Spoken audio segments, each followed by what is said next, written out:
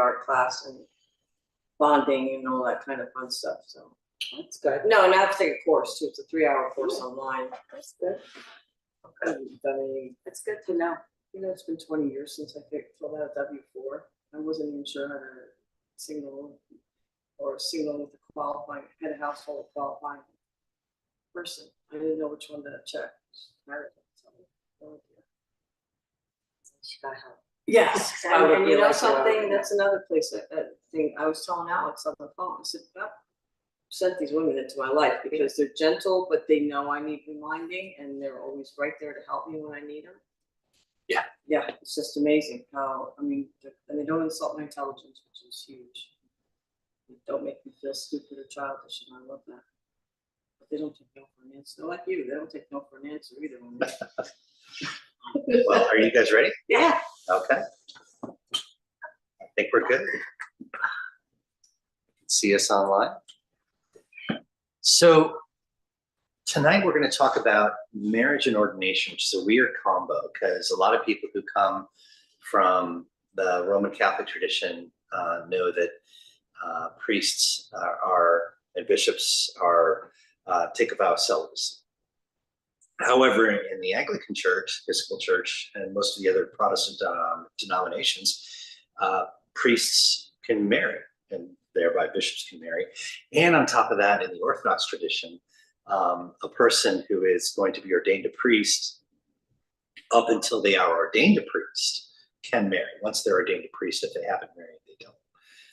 So, you know, there's a lot going on with that. We're going to unpack a little bit of that tonight. But in talking about marriage and in talking about ordination, we're really kind of more firmly, in a big way, into the sacraments that are constitutional in the church, in the sense that they've grown up over time. They've figured and refigured and configured in ways depending upon the social and cultural and pushes and pulls that happen in society over time.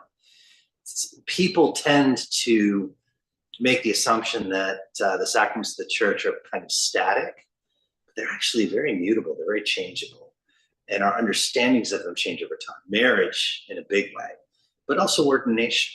So as we talk about marriage, we'll also be talking about the sense of vocation, sense of being called to something, and the same thing with ordination, sense of being called to something. The interesting thing about both marriage and ordination as vocational things is you have to imagine that here's the body of the church, the community, and then there are those who are called to marriage, and that's a vocation. So there's kind of a setting apart. And there are those that are called to ordination, to taking holy orders as a deacon or a priest or a bishop. And in a very different way, but akin to the process, there's a setting apart as well. So there's some resonances there. So we'll talk about marriage first. So in your prayer book, there are actually 3 marriage rites. There is the blessing of a civil marriage, and then there is the blessing of a marriage, the Christian rite of worship, around page 430 in your Book of Common Prayer, if you want to check that out. You can check that out as well, folks, online. And the interesting thing about that rite of marriage is that it is a compilation. It's an assemblage of a lot of different things, different traditions that have been gathered in over time by our church and then put to good use. But the other thing that's happened is that even now, as we sit here, the theology of the sacrament of marriage continues to evolve. It continues to grow, and it's expanded. So not only do we talk about this dearly beloved rite of marriage, which is between a man and a woman, the church itself has also embraced the context of a union between people that are same sex. And that's found, and we went through this probably it took us about 20 years in the church to go through this. From about 1989 to 1999, there was a lot of controversy over just the discussion about it.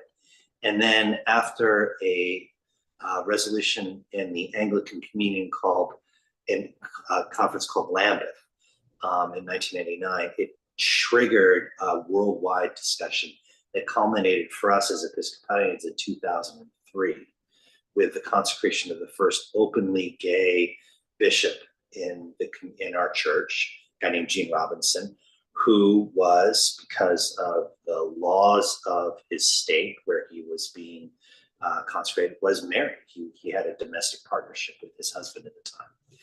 And then they were married formally at a later date.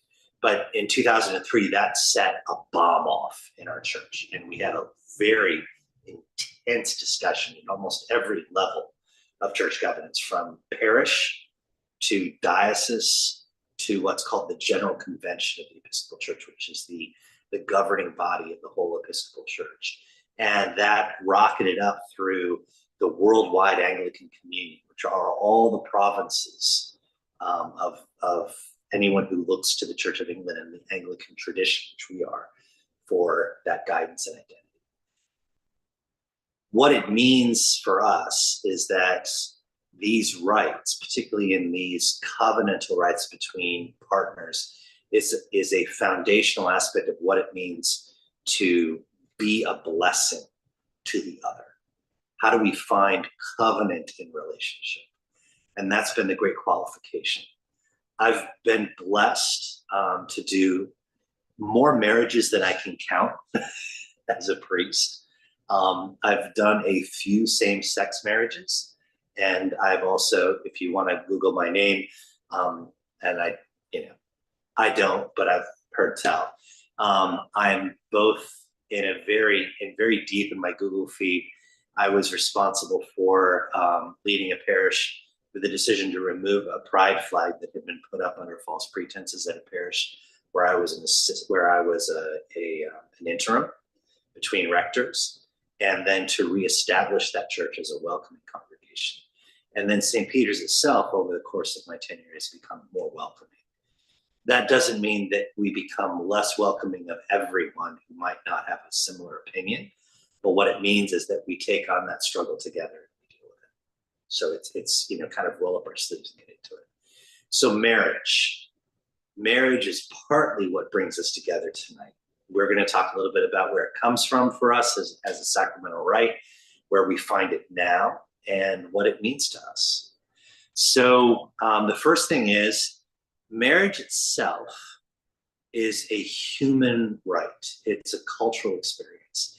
And when you wind the Wayback Machine into the deep roots of who we are scripturally, so you have to go back into the Hebrew scriptures to find the origins of our theology of marriage.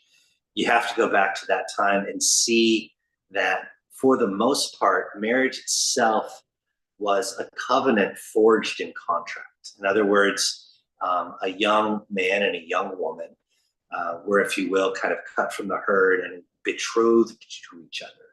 So that, it wasn't so much engagement, but literally a memorandum of intent was signed between the parties of a family who were then committing themselves to marriage, this young couple. And then what would happen is that the bridegroom and his buddies and his family would travel to the bride's home, and they would visit. He would bring gifts to the bride. She would be wearing a veil over her face, which she would not remove in his presence until they were married. And then they'd have a big party to celebrate the betrothal. And then usually within about a year, a marriage then would be celebrated, in which she would then be brought to the bridegroom's house, or where they would be living. Then they would have a ceremony, usually under a covering. And then that covering would be a symbol of God's love sort of covering their union. And then they would have a huge party that would last for days. You may remember this from Sunday school as the wedding in Cana of Galilee, that these parties would go on for days. The young people in the community would celebrate the couple. They would take them to the bridal chamber and sing songs to them along the way. And then the couple would go and consummate their union and begin their common life together. Ultimately, this was both a familial, but also in a real way, an exchange of wealth, of connection. It was a way to cement the ties of community. And this was really important. And this remained an important part of marriage, really kind of up until probably the mid part to the end of the 19th century, when the Victorian era sort of asserted the idea that marriage itself was about two people who fall in love, and then they have a romantic wedding, and then they have a honeymoon, and then they have this loving relationship that, they live happily ever after. It's not like that. It's much more of a deeply covenantal understanding, where there's a balance of power in the relationship, where there's a balancing of resources being understood and taken on. And it's also covenants. So we see first the commitment of marriage, the signing or the commitment of a betrothal agreement. Will you have this woman? Will you have this man? And then there's the affirmation of the community. Then there's an exchange of vows. Then there's a celebration and prayers. And then finally, and this all unfolds over days. Then finally, there's the union that happens. A household is set up. Fascinatingly, that's all in our current right, but it's gone through changes. And the reason the changes exist is specifically because we've worked as Christians, the church, to find ways to establish a theological justification for us endorsing this. If you want to really have some fun, go into the Bible in the New Testament and look at all the times that Jesus talks about marriage. He doesn't. He talks about divorce because he's questioned on that, saying, teacher, we've heard it said in the law of Moses that in order for someone to be divorced from their spouse, he must give her a certificate. And in another case, they pose a question to him in which, and this is an issue of Torah and law. A woman marries a man who has a bunch of brothers and he dies without having a child. Now, according to Torah, she then marries, or actually one of her brothers steps up and marries her in order to assure her of male heir and care, and also to keep the family name going. And then he dies, and this happens in successive times.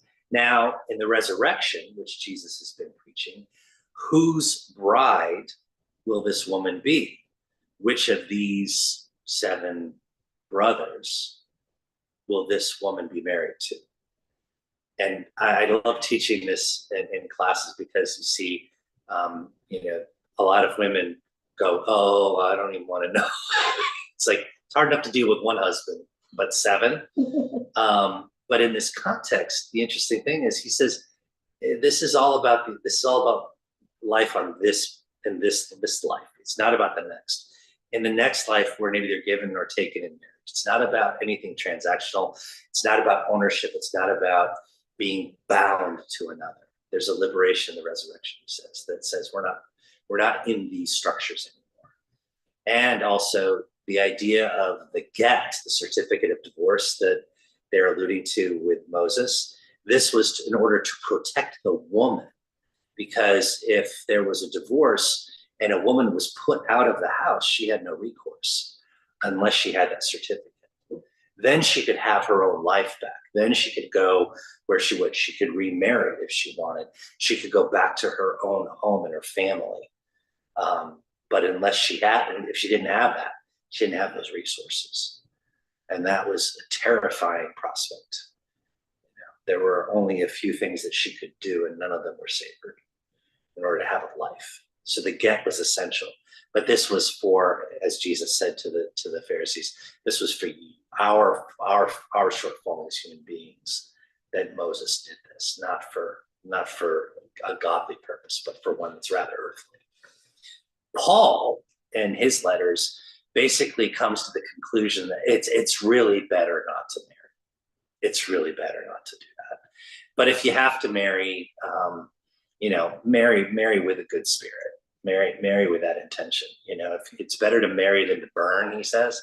but don't think that marriage solves all the problems. It creates some too, which seems very ambivalent. But Paul was pretty ambivalent about marriage. So where does that put us with regard to our understandings? Well, it was important for the church to bless unions, big time. That was one big emphasis. And on top of that, from a scriptural perspective, Jesus did bless a marriage with his presence at a wedding in Cana of Galilee, with his first miracle. That's noted in the description of the rite when the priest stands up and says, "Dearly beloved, we have gathered here today." On top of that, it creates for us a sense of discernment and vocation. So one of the rules of the church, the canons, is that if a couple wants to be married, they have to come to the priest ahead of time and have premarital counseling. And I do usually 3 to 4 sessions with a couple focused on what it means to be married, what it means to get married in the church, and what it means to support a marriage in this life. And I base that sort of on the covenant. It's also, for me, I talk about family systems. I talk about how we manage intimacy and conflict in relationships. And I also talk about, this just sounds so sexy, resource management. But it's not just money. It's also our attention, our joys, our passions, the things we don't like. If you're going to marry someone, you should probably find out ahead of time if you don't like lima beans, whether they like lima beans or not. And then extrapolate that out as much as you want. The great challenges I've found for couples as they go through this process is that, unless they take those things into account, that can be a problem, a stumbling block down the way. Not the lima beans, but those intractable things that they just don't have resonance on. So the other piece of this is remarriage. This is another aspect of this. Quick pop quiz. Can you be remarried in the Episcopal Church? Do you think? Well, actually, it's funny, in Bible, my study this morning, I was just reading Jesus say that if a woman remarries, gets a divorce and remarries, she's actually committing adultery. Right. I read that correctly. So I that's what I know. I don't know if it's acceptable in the Episcopal Church. So that's a perfect, I thank you for that. That's perfect. So those who are watching online, so that aspect of, Jesus said that if you divorce and remarry, you commit adultery, which is a violation of one of the Decalogue, one of the big 10, as opposed to the other 613. The interesting thing about this is that after a great deal of consideration and thought, the church has come, and this is where the dynamic of a social convention and a sacrament and scripture and all these things we have to work this out and hammer it out. The understanding is, if something's broken to the point where the covenant is shattered between a couple, between the individuals, sometimes the holiest thing you can do, the hope of reconciliation, as we talked about last week, is to have a divorce, is to end that marriage, that chapter of their lives. For remarriage in the Episcopal Church, anyone can marry anyone. That's why the blessing of the civil union is there. But if you want to remarry in the Episcopal Church, rather than have to justify a divorce or pursue an annulment from that marriage, what you have to do is that you come to the priest, and the priest has to get permission from the bishop to perform a remarriage. And the simple thing is have you done the work you need to do in finding your new partner and your new intended, your new betrothed, to understand that you have grown from the brokenness of your previous relationship. You've addressed the issues that led to that divorce, named them, owned them, and then you can show how you're able to live more fully into this covenant based on emerging with reconciliation from the previous one. So in other words, it's for the pastoral inquiry, not for it's not a negation of what was. It's actually acknowledgement of that brokenness and then reconciliation moving forward. I always use that as an example for premarital couples, because one of the things that comes after the will you have this woman, will you have this man, who gives this woman in marriage, who gives this man in marriage, some scripture and things. Then comes the exchange of vows. And I always tell folks, I said, this is the terrible thing about any vow that you make in the church, whether it's your baptismal covenant, your marriage vows, even your ordination vows. Vows are impossible to keep whole and complete. We're very fractious people. We have lots of fissures in us. And the minute you try to put a porcelain coat of a vow around that sort of lumpy, mutable inside, what happens? It starts to crack. Whether it's a stress crack, whether it's a fracture and a failing of self, whether it's just you have a bad day, you're going to fall short. I mean, I wake up with the best intentions every day. I'm sure you guys do too. That lasts usually about halfway through my first cup of coffee. And then whether it's a thought, a word, or a deed, or a failure to act, things done and left undone, we stumble and fall. And so one of the powerful things about marriage is that we make this promise, for better, for worse, for richer, for poorer, in sickness and in health, to love and to cherish until we are parted by death. This is the solemn vow. We'll fail and we'll struggle with that. The interesting thing is that back in the day, marriage itself also had interesting things like that we plighted the troth, our fidelity. I plight that. I give that over. My troth, my being is yours. The other thing that's been removed since the 1928 prayer book is the woman no longer says obey. Because back in the old days, obey was there. But remember, we're continually evolving in our understanding of marriage. That's why I wanted to sort of work through that before I got up to the idea of same-sex unions, because oftentimes people think about the sanctity of marriage and they don't realize that the sanctity of marriage is forged in covenant, in relationship, not in the institution. It's in the valuation that people place. It only means something if we practice it. And so if you have a couple that's deeply committed to each other, regardless of their gender, regardless of their station, or however they're wired, if they're willing to commit their lives to each other and to do that kind of work of reconciliation and wholeness, then the church should be there to bless them. At least that's my opinion as a pastor. So I kind of hold that one up for you and give it. That kind of sums up marriage. And I don't want to make it sound like that's the be all end all, but I kind of wanted to hold that piece up so you can kind of hear that bit. Do you have any questions about marriage or anything like that? Everything I've said? It's all good? No. Okay.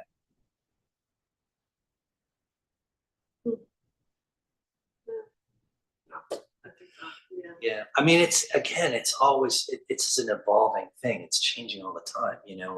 When my parents were married, they were married when they were still in college. And my mom's line was, I loved your father from the minute I met him, but the only way we could be together was to get married. So we did. There was sort of that leaping off point for these two 21-year-olds. They were 19 and 20, 21, they got married. It's like, that's a very early age to commit to marriage. A lot of people find that, and oftentimes, people nowadays actually are waiting longer. One of the things that some people observe who are married under that old model, they're kind of amazed at younger generations who in some ways leave marriage for last, for a common life. Like, they'll meet someone they love, they fall in love with them, they'll move in together, they'll get a dog, they'll buy a house, they may even have a child, and then they'll pursue marriage. And people say, isn't that, kind of putting the cart before the horse? But understand that in a culture where at least, 55% or more marriages end in divorce, that a lot of these younger generations have observed that and said, well, we don't want to do that. It means more to us than a flip of a coin. And so they're making sure. And it's funny because as I marry couples that have gone through this, they've really come to the table saying, no, we wanted to be sure. which gets us to the deeper level of understanding this marriage aspect as being one of vocation, that people feel called to it. And I want to affirm that, it's one thing to be in love, and please love the people you love. Absolutely. But at the same time, marriage isn't always the next logical step in it, unless you're feeling a sense of call to that covenant, that mutual accountability, that for richer, for poorer, in sickness and in health, to love and to cherish, until parted by death. It's a very profound, challenging thing to take on. Well, I guess that's what you call people that are lucky enough to have their soulmate, right? I have several Wow. friends that are married 30, 40 years. I went to their weddings when we were in college, and they're like two pieces to one puzzle. Right. And then I know a lot of other marriages that, like my own, for instance, that didn't even go like that. And I wanted to be so sure when I got married. You wanted to be sure. Yeah, Yeah. and I waited, and even after I got married, I still felt like I want to be sure before I had kids Right. that that's who I'm going to be with forever, because I came from a divorced family, Yeah. and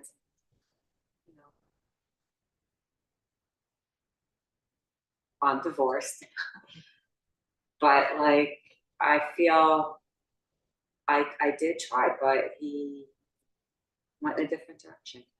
And I wanted and- something different than and- me. yeah. I grew apart from me and wanted someone different.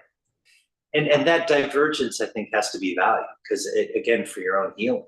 Yeah, but like, I don't blame him for the divorce, like he wanted something different.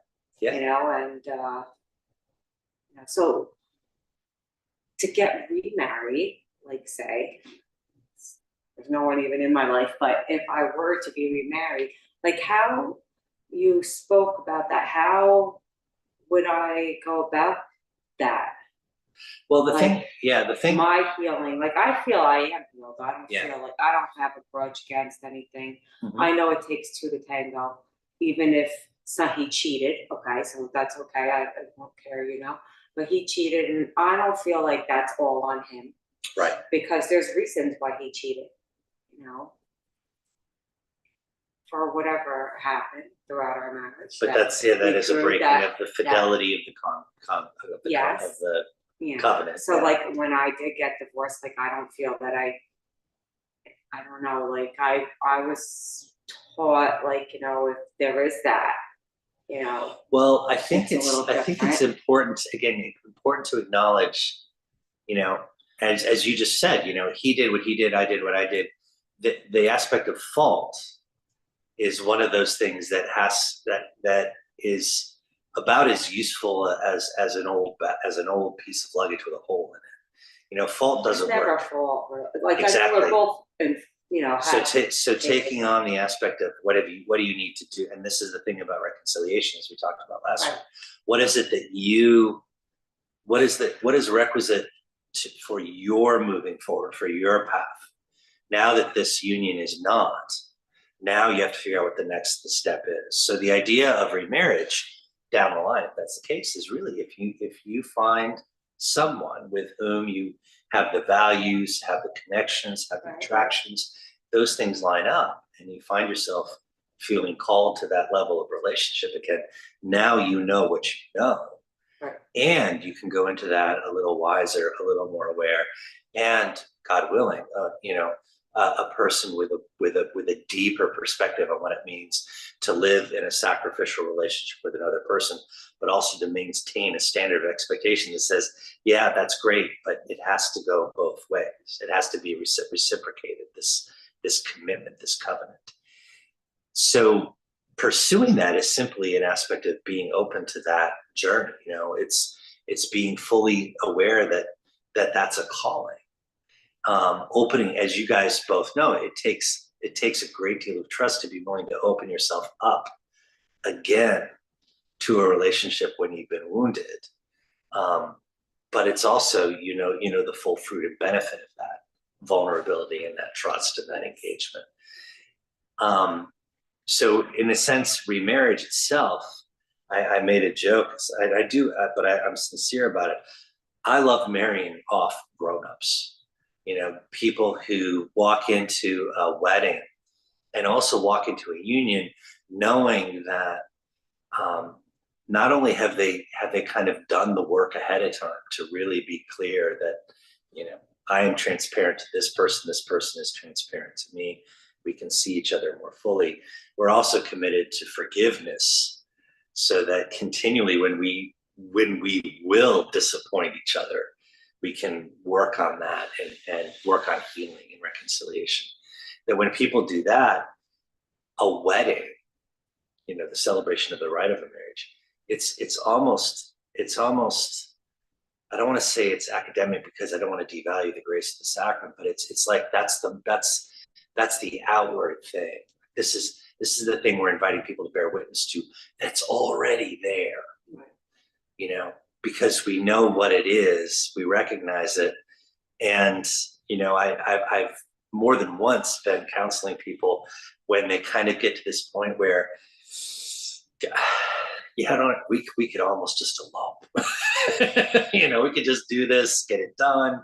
You know, there are legal T's to cross and I's to dot, but at the end we'll just come back and have a party. Is that okay? You know, it's that aspect of understanding that you're called to vocations is you're really recognizing something that already is. And that also liberates you from imposing upon an expectation that you might not be able to meet, or that your partner might not be able to meet. We're all susceptible to looking at somebody and seeing the best of them, which is great. But then anyone who's been in the program knows what are expectations but premeditated resentments. You know, you got to be careful what you expect from someone, because then it becomes a negative feedback circle. So I'm going to switch gears a little bit and start talking about ordination, which is a great thing in the prayer book. If you flip to it, there's after the funeral rites and things like that, you'll get to a thing that says Episcopal services and the ordination rites. There are 3 levels of ordination in the Episcopal Church.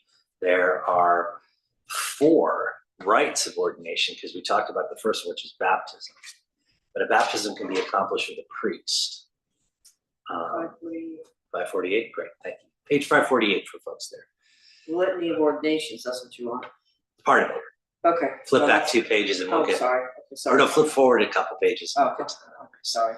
So there's the ordination of a bishop, Got that. there's the ordination of a priest, and there's the ordination of a deacon. And this is actually referred to as the ordinal. And when the prayer book was first being built, so rather than think of it being written, think of it being constructed. When it was being built, this was actually a bonus room, if you will. This was an extra volume that was eventually, in the earliest stages, was 2 books. Then it was brought together and made into 1 book. It became very important that the Book of Common Prayer hold the rites of the church. So our daily prayers are in the Book of Common Prayer. Baptism is in the Book of Common Prayer. Communion is in the Book of Common Prayer. The pastoral rites of the visitation of the sick, in the old prayer books, the visitation of those in prison, as well as visitation of women after childbirth. In this case now it's called celebration of the birth or adoption of the child. The marriage rites, and then of course the unction, the burial rites and such. But then comes this ordination piece. And ordination is an interesting concept. Again, it's something that's evolved over time. We tend to think of it as, oh, there have always been bishops, priests, and deacons, and these episcopal structures of the Catholic and the Orthodox faiths, and the Anglican Reformed Catholic faith. That's not the case. In the earliest days of the church, there were those who were perceived as overseers. They were authorities. Usually they were empowered. If they weren't an apostle, like a Peter or a James or a Matthew, they weren't an apostle, they were one who had been empowered by an apostle to lead a community. And they were referred to as overseers, people who oversaw the community, directed it, supported it, led it. And the word for that in Greek is episkopos. So those people were in charge of that. And then in order to make sure that that one person who's in charge of everything doesn't have too much on their plate, they would raise up to help out the episkopos some presbyteros, some elders. And those elders weren't necessarily ordained as priests, as presbyters, but they were seen as people who were helping out. And then there were deacons, diakonos, and diakonos is a Greek word for one who serves. But think of not so much somebody with a towel over their arm and standing behind somebody at a table, although that's part of it. Specifically, when you go to a church service, you'll see the deacon often holds the cup. That's their purview. But it's somebody who's a steward, an administrator. So when in the Acts of the apostles were overseeing the church in Jerusalem, and it was growing really fast. One of the things that the church did in those days was to take care of the distribution of food and support and care to those who were sick or poor, to widows and orphans. And that was taking up more and more of their time. And so they said, we need some people who can serve these people, deacons. So they ordained deacons. And one of those was Stephen, the first martyr. So, these deacons are literally people, and that's why they wear the sash over their shoulder. The deacons are ones whose hands are liberated to do service. And they're the bridge really between the church and the world. And they're in the world to be a symbol of that Christian service. And they're coming from the world to the church to keep us mindful of what we're needing to do. They're doing. The presbyters eventually, as the church matured, got bigger, more complex, was eventually adopted as the state religion of the Roman Empire. Then the episkopos became more of a magisterial role. They had civic duties as well as ecclesiastical duties. And in fact, when you see a bishop nowadays, oftentimes you'll see them what's called a rosh shamir, big flowing white garment with that dark vest, usually red or black, that goes all the way to the floor. Those are magisterial robes. Those are judges' robes from the old days. And their job was to move around several churches and to provide oversight. But then they needed to make sure that the sacraments, that the leadership of the church continued. And so they would start to ordain, set apart specific elders to be people who were empowered to offer those sacraments, priests. The interesting thing about that is that it went from someone who was referred to as an elder, someone who knew things and was senior, to something that was more, and this is a big word, hieratic, somebody who was more priestly in function, performing the rites of the church, on top of being someone who oversaw the local church on behalf of the bishop. That diocesan structure exists to this day. Our bishop, who presides over the Diocese of New Jersey, which is roughly speaking the I-78 South, all the way down to Cape May. This portion of this state is the Diocese of New Jersey. Bishop Sally French has her cathedral seat in Trenton, but she oversees all of this area. But she can't do that as one person. She needs multiple priests and deacons to help her do that. So that's what I am. I'm a priest of this diocese, and I have been called and installed as the rector of this church. I also happen to hold another office, which is a termed office. I'm a dean of a convocation. So we break our diocese into different regions we call convocations. And I'm a dean of this northern convocation, which is Middlesex County and part of Union County, again, below 78. And our overview, I stand for the bishop and support her in the ministry in caring for the clergy of this area. And in case somebody, one of these parishes needs counsel and assistance, I'm here to support that as well. But I joke about this because I'm referred to as the very reverend. The very goes away at the end of my term. I serve 3-year terms, I can serve 2 of those in a row, so 6 years, and then it goes away, and then a new dean rises and is elected. So a deacon in the ordinal is particularly ordained by the bishop. So the bishop takes a person who has been called to this role of deacon, who is called to serve at the altar and prepare it for worship, to lift the cup and help with the administration of the sacraments, the priest with the administration of the sacraments, to proclaim the gospel. So when we have a deacon here, they're the ones who read the gospel during services, and also to lead the congregation in prayer and in ministry of good works out in the community. Their job is to provoke us and teach. The priest's job, and the bishop ordains them directly, nobody else around. There need to be at least 2 other ordained people present for the ordination to be considered valid. 2 priests, more deacons, what have you. But there needs to be a bishop and a deacon candidate to become a deacon. And that's done with the laying on of hands. When we talked about baptism, same gig. Apostolic succession, the laying on of hands is important. When we get to bishops, it gets even more fun.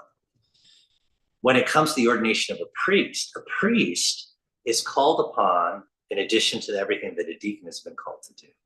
They are called to lead worship.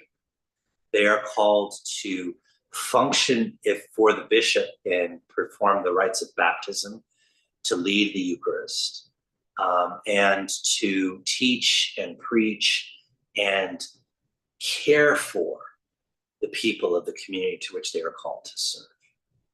And it is incumbent upon them to deliver the sacraments and then to live a godly life, as everyone in this context is. So instead of elevating someone, I hope you're starting to see that, you take this general ordination of baptism, and then the deacon kind of experiences this little focus of their purview, and then the priest is this focused, which gets us to bishops. Now, the consecration of a bishop, or the ordination of a bishop, is even tighter and more focused. A bishop can't be made unless 3 other bishops are present. So it's essentially either synodical, which means a synod, which means a gathering of leaders across diocesan boundaries, or it's conciliar, council. The idea is you can't make one without more. It's all about community in the apostolic succession. And so these other bishops show up and participate in laying on of hands. This is important to remember because with each bishop, they're also named as a bishop or consecrated in a succession. So every bishop has a number. As a priest, I don't have a number. I was ordained by a bishop with a number, but I don't have a number as a priest. I'm part of that multitude of presbyters. I was also ordained as a priest to take part in the councils of the church. So whereas the deacon could be assigned to a specific place and function directly under the auspices of the bishop, the priest is called to a diocese to be resident under the authority of a bishop, but I'm installed here as a priest of this diocese. So this is my place that I'm called to serve. So I'm geographically committed here, but I'm bound to the diocese. Interestingly enough, if you guys choose to be a part of St. Peter's, or if anyone does, you're members of St. Peter's until you decide to move to another church, and then you can actually transfer your membership parish to parish. If I want to move, say from New Jersey to Ohio, I have to transfer my canonical residency. So I go from diocese to diocese. All of this stuff is in my head. Really, truly, it's just there. But it informs us. And then finally, the bishop in their ordination vows, they basically commit to oversee, to defend and be responsible for and to the tradition of the church. Some interesting concepts in this. For instance, when the bishop ordains a deacon or a priest, the bishop presides at the Eucharist. The bishop celebrates the Mass. When a bishop is made, the bishop then leads the Eucharist. Gives you an idea of where the focus then shifts. It goes to that person who's now been lifted up and put into that place. So again, as that field of oversight focuses itself, the job narrows. All of this is to say that when we're talking about ordination, one of the things that can happen is that we see people in fine robes at front. We see people with collars on their necks. We see people being addressed as father or mother or reverend or bishop or deacon or reverend deacon. And we get the idea that they've been promoted somehow. And in many ways, and importantly, it's probably further from the, that is about as far from the truth as you can get. Ordination actually sets someone apart. It puts them in a position where their job is to, sort of see that things are done, that fidelity in the community is maintained, that leadership is encouraged, that people's baptismal calls get all the resources they need to be expressed. And on top of that, as a priest, I get to speak about my role. My job is to be there for the church and the members of the church, there for the community, there as one who serves. I often tell people, I'm the grandson of a funeral director. I said, what does that mean? That means that my phone number is on the website and it's in the worship bulletin, and you can call me. Well, I don't want to bother you because you're busy. It's like, this is my job. So, but that's the important thing to realize and contextualize, is that this is, what I am, not just what I do. And so the core of this is to really understand how profoundly affected we are by this, and to understand that ordination itself is always intended not so much to elevate a person, but to show, who's the servant, who's the one who's there to make sure that the doors are open, the lights are lit, to make sure there's space and time and air in the room to breathe so we can learn and grow in Christ. That was a huge jump from the first century up through the Reformation to the present day. The tweaking on this is not so much semantic, but to understand that this has continued to evolve over time. That we went from a small community of 10 people in a town, maybe, and towns spread out all over the place, to communities that were linked up as dioceses, and then linked up as provinces, and then linked up as wider churches and counsel with each other, and then became denominations, and then became orders of worship. And I've given the way Episcopalians approach this, but Presbyterians and Methodists, Baptists, others have models of these concepts of ordination that, again, continue to set people apart. But in the case of some denominations, a preacher is licensed, but then is actually embraced, blessed, lifted up by a local congregation, and they share sort of a conventional understanding. In other places, you're an elder, or you're someone who's then, as an elder, is empowered to perform sacraments by a local judicatory, local authority. So it varies across the board, but this context of deacons, priests, and bishops that are coordinated and serving the church in very unique and special and articulate ways is what we do here. So any thoughts on that? Any questions? Or again, a broad survey that dials us down as much as I can. If I have to. No, I'm just trying to absorb it all. Yeah, it's a lot. Yeah. So next week, we're going to talk about unction, the last rites, and why that aspect of someone being present at the end of life is important, as the church has a role to play as someone approaches that moment of transition between this life to the next. And then we'll cover Eucharist as the last one. So thank you guys for being a part of this. We're glad you're here. Thank you. Be well. All right.